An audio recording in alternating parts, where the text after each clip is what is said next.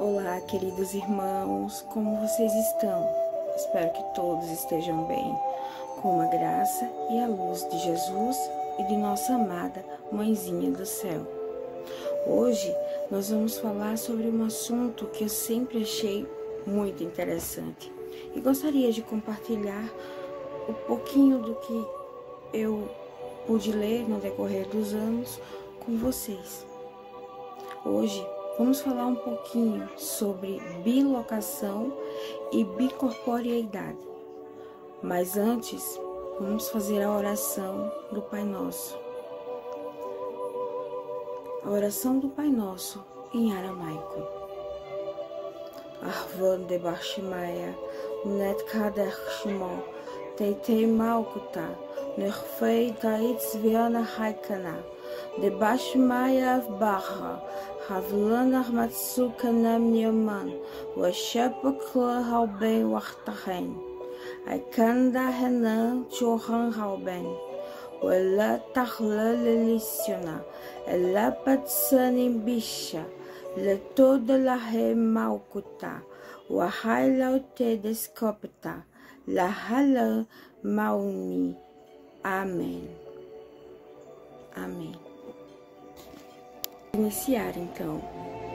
Allan Kardec, em O Livro dos Médiuns, ele trata desse assunto, detendo-se na bicorporeidade, e ele não se refere necessariamente à bilocação, por dar a entender que se trata do mesmo fenômeno, só que visto de outro ângulo. Então vamos fazer o seguinte, vamos definir. A bilocação é o fato de se estar em dois locais ao mesmo tempo. Já a bicorporeidade é aparecer com dois corpos em dois lugares distantes um do outro. O perispírito possui a organização de flexibilidade e tangibilidade também. Ele, mesmo quando encarnado e sendo propulsor de toda e qualquer ação, sendo espírito, muitos têm essa capacidade. Para que essas propriedades elas se tornem evidentes, é necessário se atentar às leis dos fluidos, no que tange às suas condições de afinidade. A quantidade, ela é necessária, e qualidade dos fluidos também, além do conhecimento e da elevação moral do espírito que vai manusear tais fluidos. Então, falando um pouquinho mais a respeito da bicorporeidade, né? A bicorporeidade, ela é um fenômeno pelo qual o indivíduo que está encarnado, ele pode manter a sua presença de forma tangível, ou seja, eu estou aqui, né, conversando com vocês, e posso estar em um outro lugar, totalmente diferente do local onde eu estou. Então, eu poderia estar em dois locais diferentes ao mesmo tempo. Esse fenômeno, ele ocorre com a materialização do seu perispírito exteriorizado, mantendo uma forma tangível e aparente. Findo o fenômeno, quando este fenômeno acaba, o espírito retorna ao seu corpo adormecido e vai despertando normalmente, aos poucos, né? Então, essa já é a parte da bicorporeidade. A bicorporeidade, ela, como o próprio nome ele conceitua, ela não admite uma terceira presença, porque os encarnados possuem dois corpos, o corpo físico e o corpo espiritual, mantendo-se cada um face às circunstâncias e também com algumas características que lhes são peculiares. Antes de mais nada, existe uma preocupação muito grande a respeito da bicorporeidade, né? O fato de eu estou dormindo e meu espírito sai do corpo e visita outros locais. Então, em tese, eu estou em dois locais ao mesmo tempo. Durante muito tempo, sempre se existiu muito medo sobre esse assunto, né? Mas eu tenho que ressaltar aqui para vocês que não há perigo algum de desencarne para o ser, porquanto seu espírito, ao afastar-se, ele lê pensamentos, ele prevê situações que podem acontecer, dado que fica ligado ao corpo físico por um cordãozinho fluídico, que mantém o controle de comunicação da mente para o corpo e do corpo para a mente. Se algo acontecer ao corpo físico, o espírito ele volta quase que imediatamente. Então pode-se dizer ainda que o corpo aparente, embora materializado, é um corpo fluídico e não orgânico, não podendo assim ser morto. Bom, vamos falar agora de alguns casos de bicorporeidade e de bilocação, né? E falar de um espírito muito ilustre, o espírito de Eurípides Barçanufo. Eu nunca consigo pronunciar direito o sobrenome dele, isso é incrível, tantos anos e sempre fico um pouco presa nisso. O Eurípides Barçanufo, logo eu que tenho um nome tão difícil. Bom, Eurípides, ele foi e é, mesmo desencarnado. Ele foi um notável médium e ele viveu em Sacramento, Minas Gerais. Sempre foi dotado de uma moral e uma conduta irrepreensível e por várias vezes ele se fez notar no fenômeno da bicorporeidade. E encontramos alguns relatos muito interessantes, principalmente alguns relatos que foram testemunhados, né? E nem sempre por pessoas que nem sempre foram ligadas à doutrina espírita. Ou seja, até pessoas que não eram consideradas espiritualistas, espíritas, que não aceitavam esse conceito, eles não tinham como explicar como o espírito, como o corpo, como o Eurípides, ele estava em dois locais ao mesmo tempo. Então, de certa forma, eu vou ler para vocês, essa parte é uma leitura, sobre uma situação, né, em que ele foi chamado para fazer um parto, né?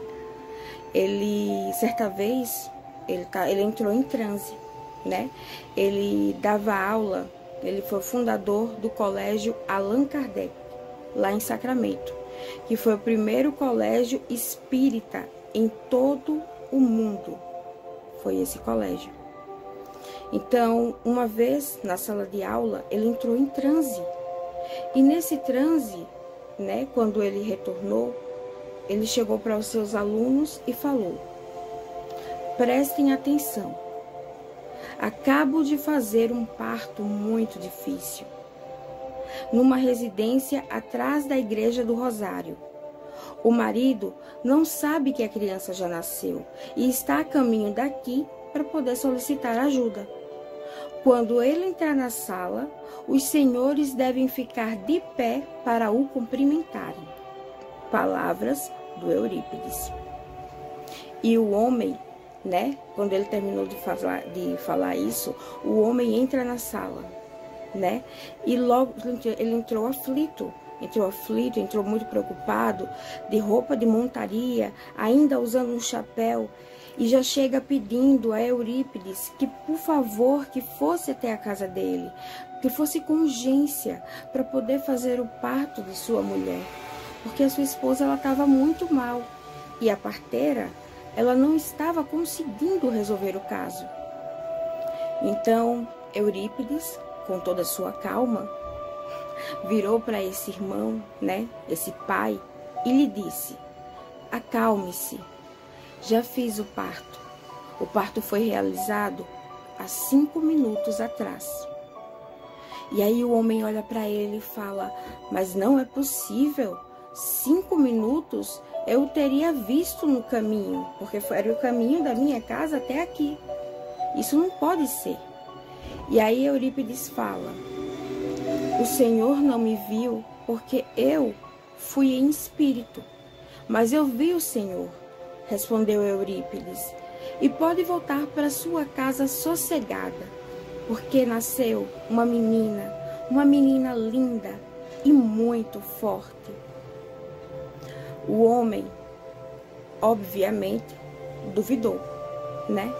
Ele duvidou disso, e então, mas saiu dali, né? Do local junto com Eurípides. E quando chegou em casa, ele se deparou com a esposa que segurava a sua filhinha no colo. E lá estava aquela linda bebezinha. E a parturiente, a mamãe, ao ver o Eurípides, exclamou: o senhor não precisava vir de novo, seu Eurípides. Eu e o bebê estamos passando bem, e muito bem. Eu faria, no caso, então, em várias ocasiões, esse médio, o Eurípides, ele pôde ser visto simultaneamente em 2 lugares. Mas esse caso, sem sombra de dúvidas, foi um dos casos que mais me chamou a atenção. Nós temos também alguém bastante conhecido e que também tinha a capacidade de fazer esse fenômeno. Desculpem, às vezes as palavras fogem da minha mente.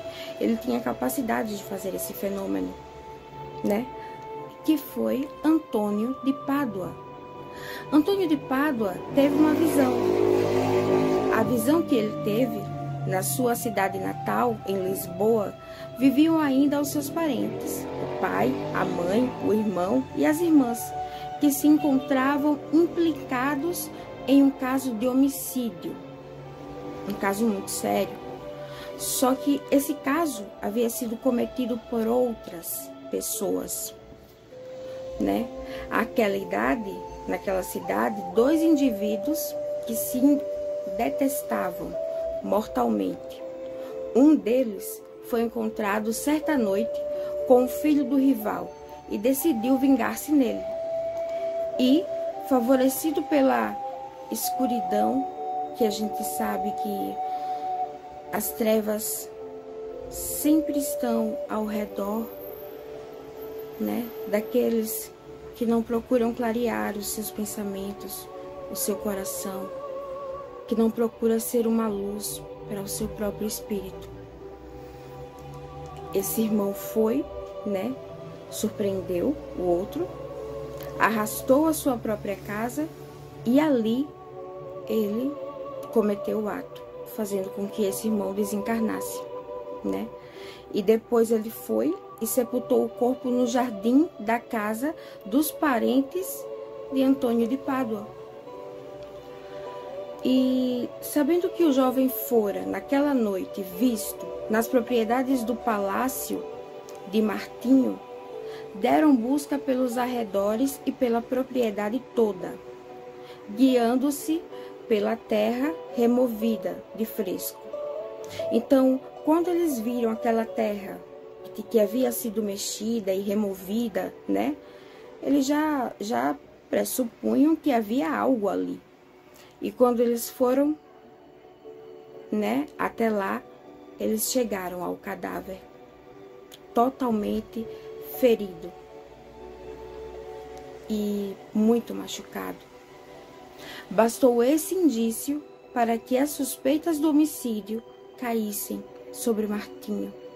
Martinho, que foi preso com toda a sua família, conforme era o costume na época, né? Se um familiar fosse detido por um crime tão bárbaro, sua família também era detida.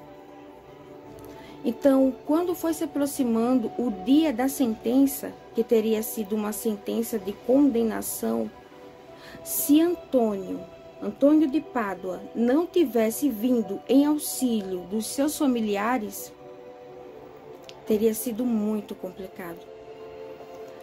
Então, certa noite, ele pediu licença ao superior para sair do convento e se pôs a caminho de Lisboa. Quando chegou em Lisboa, prodigiosamente, na manhã seguinte, né, quando não seriam suficientes 3 meses para percorrer a distância entre Pádua e Lisboa. Não sei se vocês conseguiram compreender. A distância entre Pádua e Lisboa normalmente durava 3 meses. Antônio de Pádua saiu do convento em determinada noite. E no outro dia, pela manhã, ele já estava em Lisboa. Magnífico, não é mesmo? Então, quando ele chegou à sua terra natal, apresentou-se ao tribunal para pedir a liberdade de sua família. Como era natural, né? Ele não foi atendido, vistos serem por demais graves os indícios acumulados contra ela. Afinal, o corpo do rapaz havia sido encontrado nas terras da família dele, né? Então Antônio, com toda a sua sabedoria, humildade, chegou e pediu que lhe trouxessem o cadáver da vítima. Quando ele viu o cadáver da vítima, ordenou-lhe, em nome de Cristo, que voltasse momentaneamente à vida para indicar o seu assassino. Então, o mais incrível aconteceu. O corpo animou-se e confessou abertamente que nenhum membro da família de Antônio era culpado de sua morte, do seu desencarne. E depois ele caiu novamente no chamado sono eterno, né? O sono da morte, o que nós sabemos que é o desencarnar do corpo físico. A novidade do milagre e solene declaração de tal testemunha foram suficientes para liberar a família de Antônio, com a qual ele passou aquele dia e despediu-se ao cair da noite. E no dia seguinte, ele encontrava-se novamente no seu convento, em Pádua. Nós temos muitos casos. Nós temos o caso de Santo Afonso de Ligori. Nós temos casos relacionados a São Francisco de Assis, né? Nós temos casos como Frei Galvão, que Francisco Antônio de Santana Galvão, que nasceu em Guaratinguetá, que fica lá em São Paulo. Ele nasceu em 1739 e desencarnou aos 84 anos. Ele viveu no Mosteiro da Luz. Ele aparecia em 2 lugares ao mesmo tempo. Ele levitava, ele tinha premonições. Em 1810, Frei Galvão apareceu para um capataz que fora apunhalado por um escravo. Mas nesse mesmo tempo, o frei interrompeu uma missa para que todos orassem por um cristão que estava agonizando por ali, pelos arredores. Ao final da missa, foi constatado que era o rapaz. É um assunto fascinante. É um assunto que nos prende. Eu sempre tive muito interesse. Eu recomendo para quem quiser aprender um pouco mais, assistir os vídeos do Saulo Caldeirón. Eu gosto muito dos vídeos de Saulo. Eu tenho um carinho enorme por ele. Se vocês quiserem, é só procurar no YouTube Saulo Caldeirón e vocês vão encontrar. Então, meus irmãos, o desdobramento corresponde ao estado de emancipação completa da alma. O espírito encarnado, revestido de seus envoltórios, ele projeta-se para o exterior do corpo somático, do qual se separa e acaba formando um duplo. Ou seja, é como se fossem 2 em um só. Porém, o desdobramento, ou seja, a projeção da consciência, contribui sobremaneira para que o homem, se conscientize da realidade do plano espiritual. o que, com o passar do tempo, vem se tornando um pouquinho mais difícil, né? Muitos falam sobre o plano espiritual, muitos falam sobre o espiritismo, muitos pregam o espiritualismo, mas poucos vivem isso. Muito poucos, né?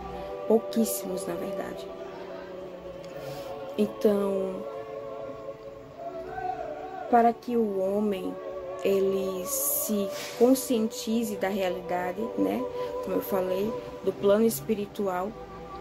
E é preciso, minha gente, já passou da hora de nós nos vermos como seres imortais, como filhos de Deus, que é amor, que é um cidadão do universo, em busca da perfeição, iluminado pelas estrelas incomensuráveis do Pai.